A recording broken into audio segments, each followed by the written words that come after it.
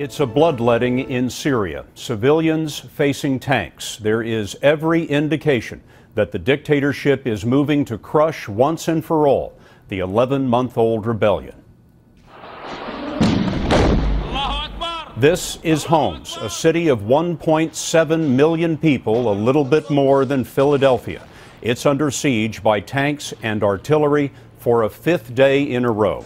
Scenes like this are playing out in several Syrian cities and towns tonight. Syria matters because of its neighborhood. It borders both Israel and Iraq. The Assad dictatorship, 40 years old, has banned independent reporting, but CBS News correspondent Clarissa Ward got to the battle lines with the rebels. This is a battle being fought by farmers and workers very close to home. Just outside of the city, fighters moved in on a checkpoint set up by the Syrian army to choke off rebel traffic. The attack began. First one, then many opened fire. The enemy remained hidden from view. "You are surrounded," the rebel leader called out to the Syrian soldiers. "Defect and join us." But there was no surrender, and the battle raged on. Many of the fighters were young and inexperienced, like Fuad Khashan, a 23-year-old mechanic.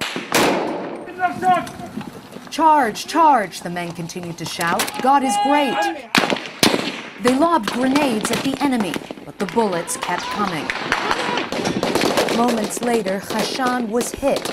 Under fire, the commander struggled to lift his limp body. Other men joined to help before beating a hasty retreat. They tried to reclaim this checkpoint. They haven't been able to do it yet, and now there is a casualty. Someone has been hurt very badly. They're trying to take him to a hospital. By the time they got him there, Khashan was dead. At the hospital, body after body was hurried up the stairs, the men weeping for their fallen brothers. "The honor of the Arabs is dead," this man said, and cursed President Assad. Crowds chanting, "The dead were carried home," where the women waited, wailing. "We will take revenge on you, Assad. We will kill you," this woman cried. They wept over the bodies and pierced the night air with their grief. 4 people were killed in the fighting today, Scott, and it's important to remember that this is a small city.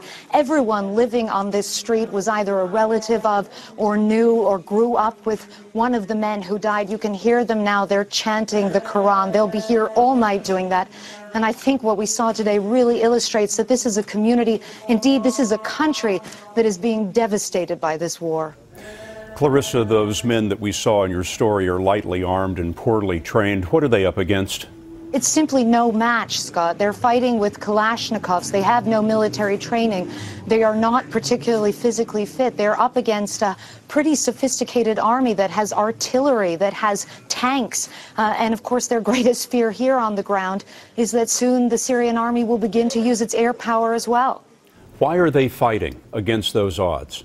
The men that we've spoken to here say that at this point there is simply no turning back.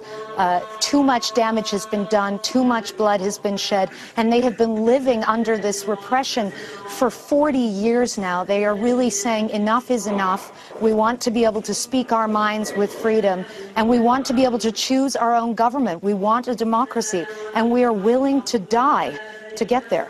CBS News correspondent Clarissa Ward reporting independently with the rebels inside Syria. Clarissa, thank you very much.